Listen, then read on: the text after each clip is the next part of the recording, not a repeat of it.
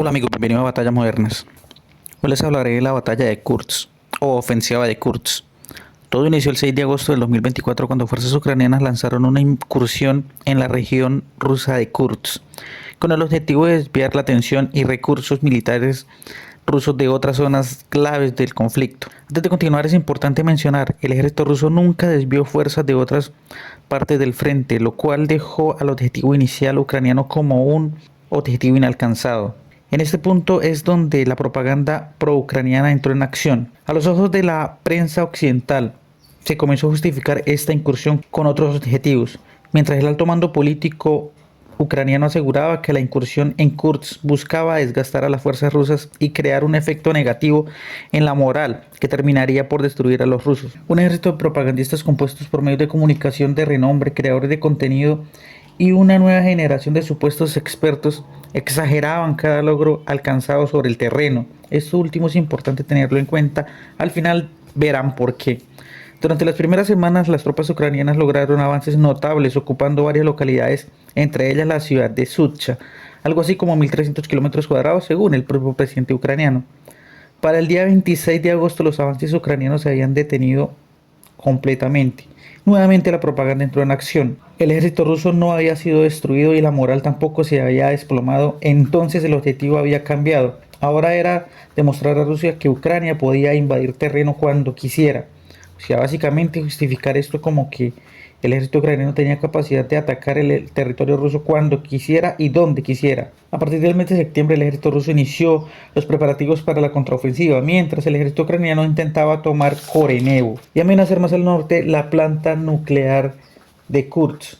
La primera y segunda fase de la contraofensiva rusa en Kursk tomaron diversas poblaciones al sur de Korenevo, obligando a las fuerzas ucranianas a retirarse hasta el oriente de Lubivnovka y Tuskilú. Con la única línea logística amenazada, las posiciones en Ulkotka se tornaron insostenibles.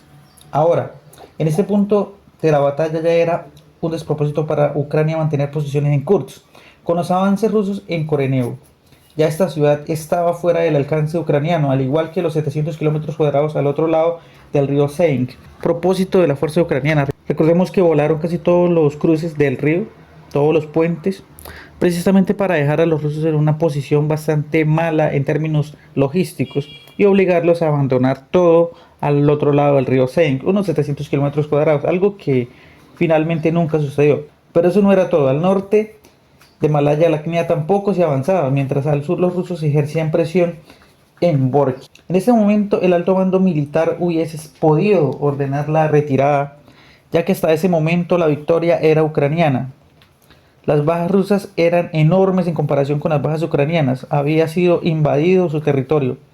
Se había generado claramente una molestia política en Rusia. Salir de Kursk era lo más sensato. Ya si Rusia no tendría la oportunidad de causar bajas. Ahora, como ya sabemos, la decisión del alto mando político y militar fue aumentar la cantidad de medios y efectivos, algo que fue un error.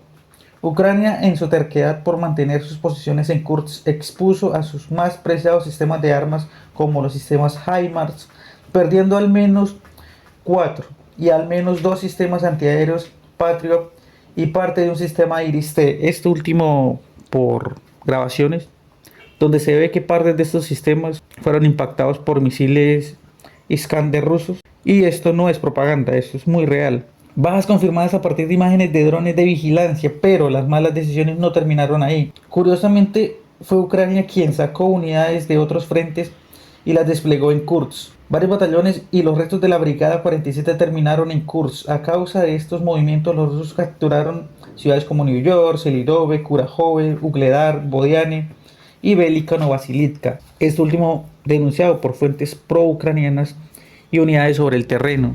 En el caso de la Brigada 47, esa brigada estaba desplegada en todo el eje de lo que en su momento era Ocheretini. Fueron sacados de ahí y llevados a Kursk, algo que no tenía ningún sentido. Esto lo denunciaron inclusive algunas tropas ucranianas sobre el terreno, los cuales veían que nunca llegaban los refuerzos, que simplemente los rotaban y les enviaban unidades de más baja calidad y se llevaban lo mejor de lo mejor para Kursk. Marzo del 2025 significó el fin de la aventura ucraniana en Kursk. Para el día 24 de marzo las fuerzas ucranianas controlaban 2 poblados, algo así como 58 de 56 a 58 kilómetros cuadrados de territorio. Para la fecha del día de hoy, que estoy grabando este video, controlan alrededor de 36-38 kilómetros cuadrados de territorio ruso. En las últimas 3 semanas, Ucrania perdió más de 350 kilómetros cuadrados de territorio y un número enorme de equipamiento y soldados, casi igualando las pérdidas en vehículos rusos, algo así como 500 vehículos, entre ellos al menos 14 tanques Abrams blindados Bradley, pero aún hay más. Las pérdidas de personal es muy superior a las pérdidas rusas, con el agravante de fuerzas rusas en la región de Sumy, donde ya controlan algunas localidades y amenazan otras más.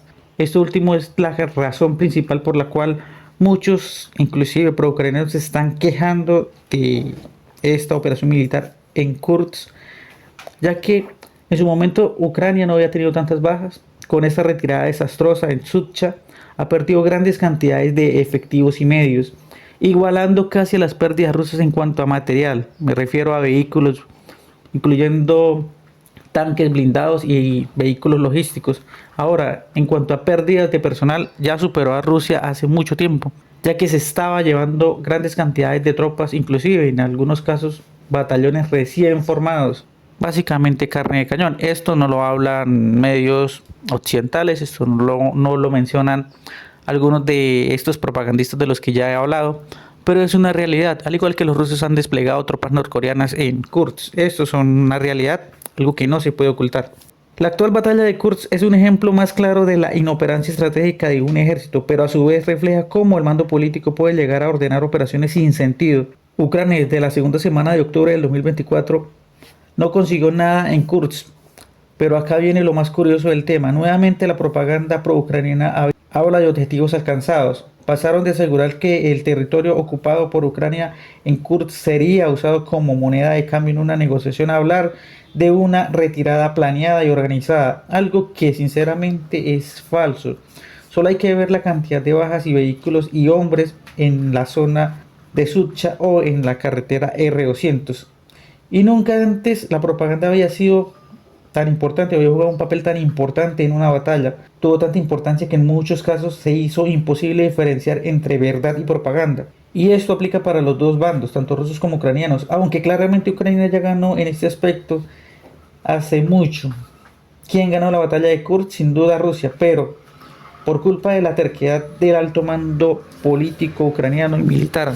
Y esto último es algo muy importante. Cuando la batalla de Kursk llegó a la última semana de agosto, cuando el ejército ruso había tenido grandes pérdidas, cuando se había fastidiado seriamente su propaganda, su retórica, su discurso, inclusive el propio Putin estaba molesto por esta incursión, el ejército ucraniano tranquilamente pudo haber ordenado la retirada, alegando que básicamente los objetivos se habían alcanzado, que se había desgastado el ejército ruso. Claramente se había desgastado el ejército ruso, claramente se ha creado un tema político, claramente se había fastidiado a Rusia, pero no lo hicieron. Entonces, desde ese momento en adelante hasta el momento que estoy grabando este video, es básicamente un despropósito. Pérdidas constantes de territorio, pérdidas constantes de equipo. Como ya lo mencioné, se perdieron algunas partes de los sistemas Patriot de un sistema IRIS-T, sistemas HIMARS, unidades como la Brigada 47 se llevaron básicamente al exterminio total. Y eso solamente por dar algunos ejemplos, llevando a un punto tan importante o a un punto tan grave para las fuerzas ucranianas de igualar las bajas rusas.